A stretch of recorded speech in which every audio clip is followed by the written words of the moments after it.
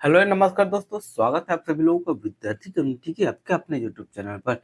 Mission CGPSC 2025 को target में लेकर आज हमारी जो है संविधान की तीसरी क्लास है, जिसमें आज हम देखेंगे 1853 की चार्टर अधिनियम और 1858 के भारत शासन अधिनियम के महत्वपूर्ण प्रावधानों को। तो आप लोग जो होती है वीडियो पर लास्ट तक बने रहिएगा।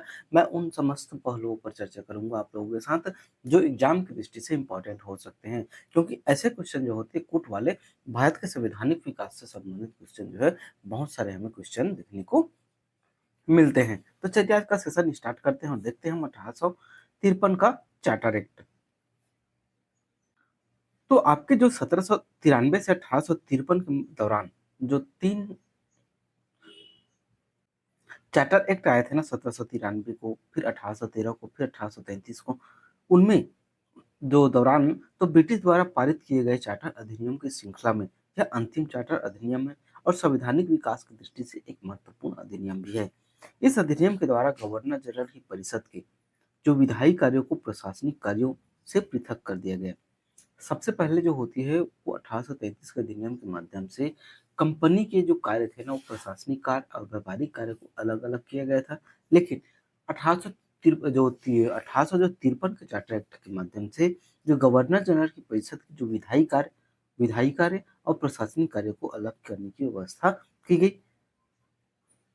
विधि निर्माण हेतु भारत के लिए एक अलग 12 सदस्यीय विधान परिषद, जिसे ऑल इंडिया लेजिस्लेटिव काउंसिल की स्थापना की गई और विभिन्न क्षेत्रों व प्रांतों के जो प्रतिनिधियों को इसका सदस्य बनाकर सर्वप्रथम क्षेत्रीय प्रतिनिधित्व का सिद्धांत लागू किया गया और परिषद की एक शाखा ने छोटी संसद की तरह कार्य किया। तो ये जो बहुत ही महत्वपूर्ण है, क्यों महत्वपूर्ण है कि गवर्नर जनरल की जो विधायी कार्य और प्रशासनिक कार्य को अलग किया गया। दूसरी बात यह है कि विधि निर्माण हेतु एक पहले जो होती है विधि निर्माण हेतु सिर्फ लॉर्ड मैकाले को एक विधि सदस्य के रूप में शामिल किया गया था 1833 के चार्टर एक्ट के माध्यम से। लेकिन 1833 के बाद जब 1853 का जो चार्टर एक्ट आया तो उन्होंने अलग से ही विधि आयोग की एक स्थापना कर दी। विभिन्न क्षेत्रों व प्रांतों का प्रतिनिधित्व को इसका सदस्य बनाकर सर्वप्रथम क्षेत्रीय प्रतिनिधित्व जो और इस जो जो आपका विधान परिषद बना था ना 12 सदस्यीय, इसमें जो होते अलग अलग क्षेत्रों की अलग अलग प्रतिनिधित्व को इसमें शामिल किया गया, जिससे क्षेत्रीय प्रतिनिधित्व जो होती है जो प्रथम बार सिद्धांत यह लागू हुआ। आगे देखें तो गवर्नर जनरल की जो परिषद में 6 नए सदस्यों में से 4 का चुनाव बंगाल, मद्रास, मुंबई और आगरा से स्थानीय सरकारों द्वारा किया जाता था। विधान परिषद का मुख्य कार्य देश के लिए विधि बनाना था, किंतु इस विधि अधिनियम बनाने में गवर्नर जनरल की अनुमति आवश्यक थी। ऐसी विधियों पर गवर्नर जनरल वीटो भी कर सकता था। जो विधि अगर हम इस अधिनियम के अन्य प्रावधानों की बात करें तो सबसे पहले जो बंगाल के प्रशासनिक कार्यों के लिए एक पृथक लेफ्टिनेंट गवर्नर को नियुक्त किया गया। दूसरा है विधि सदस्य को गवर्नर जनरल की परिषद का पूर्ण सदस्य बना दिया गया। और तीसरा है जो है कंपनी के महत्वपूर्ण पदों पर नियुक्ति के लिए सीधी भर्ती के स्थान पर प्रतियोगिता परीक्षाओं को आधार बनाया गया। और यह प्रयास 1833 के अधिनियम के माध्यम से भी किया गया था, लेकिन बोर्ड ऑफ डायरेक्टर के विरोध के कारण उसे समाप्त कर दिया गया। तो उन्हीं दोषों को समाप्त करने के लिए 1833 के जो दोष थे उन्हें समाप्त करने के लिए ही 1853 का अधिनियम लाया गया था। नेक्स्ट है हमारा 1858 का भारत शासन अधिनियम। यह भी हमारे संवैधानिक विकास की दृष्टि से एक महत्वपूर्ण प्रावधान है। ये जो हमारा 1858 का भारत शासन अधिनियम आया था ना, वो एक महत्वपूर्ण विद्रोह 1857 की क्रांति के पश्चात आया था और इसका मुख्य लक्ष्य जो होती है वो ब्रिटिश शासन के अंतर्गत भारत में सुधारों का मुख्य उद्देश्य था। 1857 के विद्रोह जैसी घटना की पुनरावृत्ति को रोकना तथा इसका उद्देश्य क्या था आपका 1857 जैसी एक जो आपका घटना हुई थी ना, उसकी पुनरावृत्ति को रोकना तथा साथ ही प्रशासनिक व्यवस्था को स्थापित करके करके भारत का उपयोग ब्रिटिश औपनिवेशिक हित में करना, ये इस अधिनियम का मुख्य उद्देश्य रहा था। चलिए बात करते हैं हम जो इस अधिनियम की विशेषताओं के बारे में। तो इसका मुख्य जो विशेषता थी वो यह थी कि इसके तहत भारत का शासन सीधे महारानी विक्टोरिया के अधीन चला गया और गवर्नर जनरल का पद नाम बदलकर भारत का वायसराय कर दिया गया।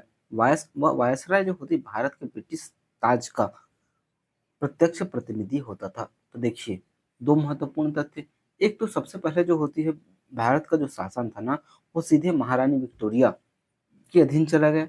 दूसरा यह था कि भारत के गवर्नर जनरल का नाम बदलकर अब भारत का वायसराय कर दिया गया, जो क्या था आपका ब्रिटिश शासन ताज का प्रतिनिधि बन गया।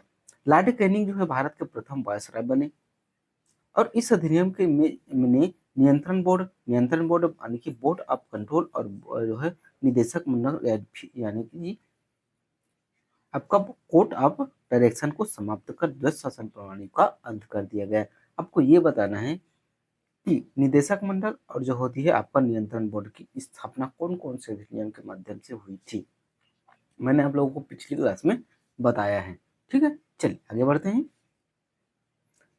एक नए पद यानी कि भारत राज्य सचिव secretary of state of India का सृजन किया गया। गवर्नर जनरल के पद को हटा दिया गया, वायसराय लाया गया और जो होती है भारत के जो होती है एक नए पद राज्य सचिव की नियुक्ति यानी कि सृजन किया गया, जिसमें भारतीय प्रशासन का पर पूर्ण नियंत्रण की शक्ति निहित थी। यह सचिव ब्रिटिश कैबिनेट का सदस्य था। ब्रिटिश जो कैबिनेट था ना उसका सदस्य था, जो ब्रिटिश संसद के प्रति क्या था, एक आपका उत्तरदायी रहता था।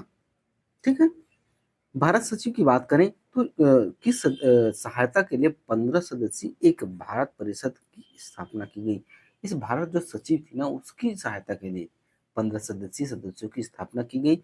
इस परिषद का मुख्य जो कार्य था ना, वो भारत सचिव को शासन में कार्य परामर्श और जो है सहायता देना था। जो परिषद था ना उनका कार्य, जो आपके कौन है सचिव है उनकी सहायता के लिए इनकी व्यवस्था की गई थी। आगे देखें तो अर्थव्यवस्था और अखिल भारतीय सेवाओं के विषय में भारत सचिव भारत परिषद की राय को मानने के लिए बाध्य था। किसके विषय में? तो ये जो होती भारतीय सेवाओं के विषय में जो भारत का सचिव था ना, वो अपनी परिषद की बात को मानने के लिए बाध्य था। अन्य सभी विषयों पर वह उसकी राय को मानने से इनकार कर सकता था। उसे अपने कार्यों की वार्षिक रिपोर्ट ब्रिटिश संसद के समक्ष अनिवार्य रूप से प्रस्तुत करनी पड़ती थी। यानी कि सिर्फ भारतीय सेवाओं के विषय में भारत सचिव को अपने परिषद की बात मानने के लिए बाध्य किया गया था। अन्य विषयों पर जो है वो भारत सचिव स्वयं निर्णय ले सकता था, लेकिन प्रत्येक वर्ष आपके ब्रिटिश संसद के समक्ष रिपोर्ट प्रस्तुत करना पड़ता था। आगे भारत शासन अधिनियम 1858। तो ये जो 1858 का जो अधिनियम था ना, वो 1857 की क्रांति के पश्चात जो है लाया गया था महारानी विक्टोरिया के माध्यम से। और यह घोषणा कब हुई थी? 1 नवंबर 1858 को। और इसी घोषणा को ब्रिटिश महारानी की जो घोषणा को भारतीय जो शिक्षित वर्ग थे उन्होंने अपने अधिकारियों को क्या कहा था? मैग्ना कार्टा कहा था। तो ये था हमारा आज का सेशन। और इसी तरह से और हमारी अपनी तैयारी को बेहतरीन करने के लिए और हमारे साथ जुड़े रहने के लिए हमारे चैनल को लाइक कीजिए, सब्सक्राइब कीजिए और ज़्यादा से ज़्यादा लोगों तक शेयर कीजिए। मिलते हैं नेक्स्ट वीडियो में, तब तक के लिए जय हिंद, जय भारत, जय छत्तीसगढ़।